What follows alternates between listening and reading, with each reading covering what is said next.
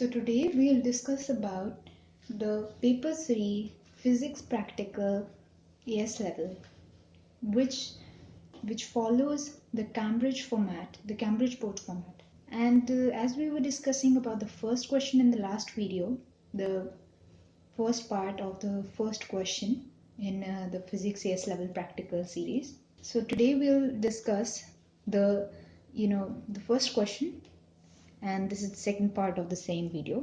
So now let's get started. So let's talk about the quality of the data, right? So this is the second part, right? So the quality of the data. In quality of the data, what I mean by that is the marks awarded for closeness of your readings to the reading of the supervisor. Now, if you don't know about this, the teacher, your physics teacher, will also be carrying out the same experiment, before you, or must be carrying out after you have done with the paper. So they'll be also doing the same experiment, and based on those experiments that are carried out by your physics teacher, you'll be marked, like the practical will be marked. Okay, the experiment readings will be marked.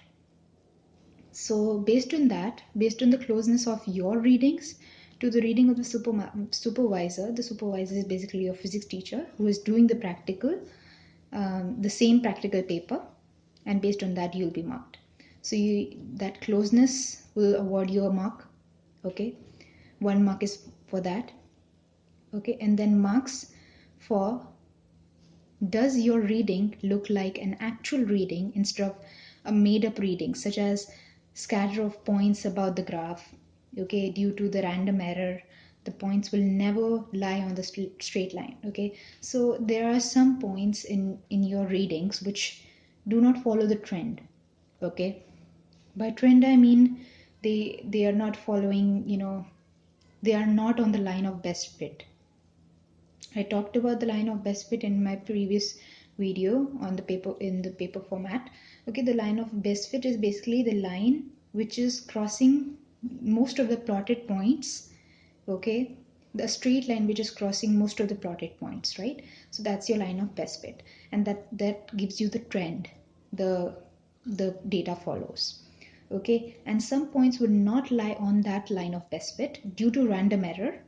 Okay, random error is like the errors that normally occur in your experiments. Okay, we'll discuss about that in other videos as well. Okay, and that means some points, okay, will not lie on your line of best fit. Okay, so that's what this means. That makes your data look more real, okay, rather than a made up one. The trend is correct. Example, dependent variable increasing with the increase in independent variable. Now we talked about that, okay, in the first part of the question number 1 as well as in the paper format video. So like the trend is correct, like if the gradient is negative, okay, that can be known by drawing the line of best fit. Is it going downwards or going upwards? Okay, that will be known when you draw the line of best fit. Okay, and the dependent variable is the y-axis, the data on the y-axis, and independent variable is data on the x-axis. So let's take an example. Okay, for example, like here we talked about that the trend is correct. Example, dependent variable increasing with increase in independent variable. Okay, so we can take an example such as the time or displacement graph. Okay, time, like velocity time graph or displacement time graph or distance time graph. These kind of graphs, in that you will have time, which will be your independent variable, and distance or displacement or velocity will be your dependent variable. So independent variable is on the x-axis, and dependent variable is on the y-axis. So your velocity, displacement, or distance, anything, if you like, whatever you are given, okay, that will be on your y-axis, because they are the dependent variable. They're dependent on the time, and the time is the independent variable.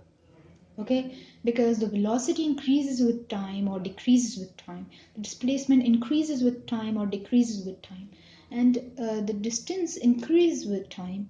Okay, so those kind of trends, okay, increases or decreases with time, those kind of trends are for that you know, okay, by that, by saying that, you know which is the dependent variable and which is the independent variable, right? When you're saying distance is increasing with time, okay, that means distance is dependent on time. Okay, because time is not increasing with distance, distance is increasing with time. Okay, displacement is decreasing with time. If you're saying that, that means displacement is dependent on time, that displacement is decreasing with time. Not time is not decreasing with displacement, displacement is decreasing with time. Okay, so keep that in mind. By that you'll know which is the dependent and which is the independent variable.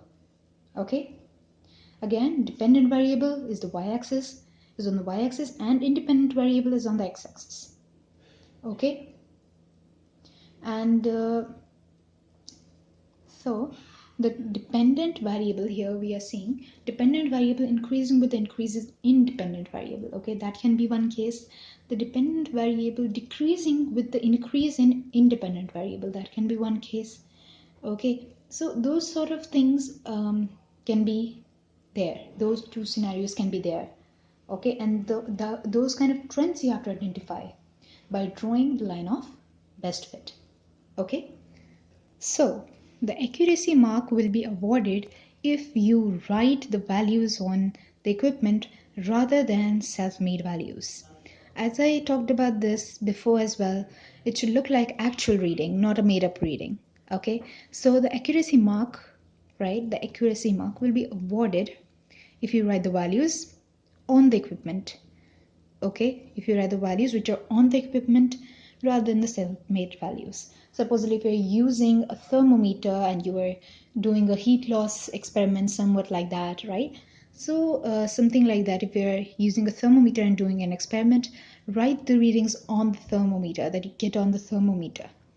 Okay, rather than making up your own reading. Okay, rather than thinking that this reading would follow the trend, so let me just keep that in the, let me just plot that reading. Okay, right? If you are having, every time you are having the increase in of 5 degrees Celsius, right? So with every 2 seconds you are having a increase in 5 degrees Celsius. Okay, so if you are given that at every 2 seconds you have to write the you have to write the reading you get on the thermometer, so do it every 2 seconds.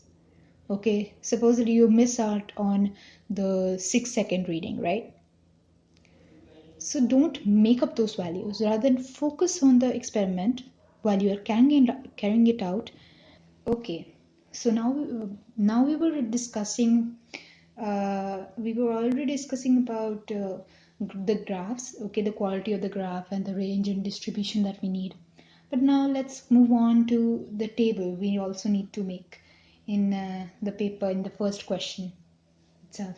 So the layout, talking about the layout of the table, you will draw one single table with headings. Okay, so you will draw a single table with headings.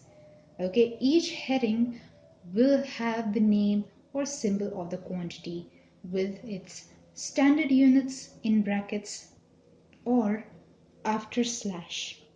The two ways to write it are L/M or length/meter and temperature in brackets K. Okay, now note that you cannot write this L/M or temperature K because these are not accepted, okay, as an answer by the examiner. Okay, so the examiner will not accept this from you, accept this answer. Okay, accept this answer. and you're expected to write L/M or length/M and temperature in brackets K or temperature/K. These sort of answers. Okay, these sort of headings you're expected to write. Okay, as I said, X/M. Okay, so X, supposedly length is equal to X. If you are given that the distance X is there, okay, which is in meters, or which is in centimeters. So if it's in centimeters, suppose you are given a meter rule and they say the distance from here to here will be your X, and distance from there to there will be your Y, and your Y will change when your X changes. Adjust your the Y, okay, the thread, okay, until like you balance a mass that is given to you. Okay, you balance a mass or some sort of that sort of questions. Okay, so Y is dependent on X. Okay, so change the X, right? Change the X with different X. What will be your Y value be, right? So you have to find out those kind of things. And your X, if it's given in centimeters, so X/centimeter. Okay, if you are given the length or distance and you're not given a particular variable for that, okay, like distance X or length L or something like that, if you aren't given that and you are said length or distance, so length/M or length/the SI unit given to you, okay, you are giving answers in the SI unit of the instrument you're using. Supposedly meter rule, you're using meter rule, then you'll have the you have your readings in your centimeters, right? So centimeters, so you'll be right like length/centimeter. Those sort of answers you have to, like those sort of headings you have to put. And after the heading, you have to mention the headings. Okay, in a table you mention headings, right? So you'll mention the heading, and then under that you'll mention the values like 15, 30, 45, like that, the range, as we talked about before. Okay, we also talked about it before, right? So those kind of measurements you will be mentioning, right? So you have to write it like this. Either you have to write like, you can also write this length/M as length in brackets M, or temperature in brackets K, or temperature/K. Okay, you did not write it as LM or temperature K. That's not accepted. Okay, that the examiner will not accept, right? So don't use symbol T for this, as it can be confused with time. So temperature, if you write T and in brackets K or T/K, so it can be confused with time, whose SI base unit is seconds. So you might, the heading, you'll lose the mark for the heading. Okay, so rather write the full thing. Okay, as I said, if you weren't given the short form, the variable, supposedly distance X or temperature T, capital T or small t, whatever, if you weren't given that, you shouldn't write that. You just write the full form. Okay, instead of writing T for the temperature, rather write temperature in brackets K. Okay, unless you're given that the temperature is capital T or small t, then write it there, and then in brackets K or /K or whatever the SI unit is of the variable that you are given. You get that right, because you are getting 1 mark for it.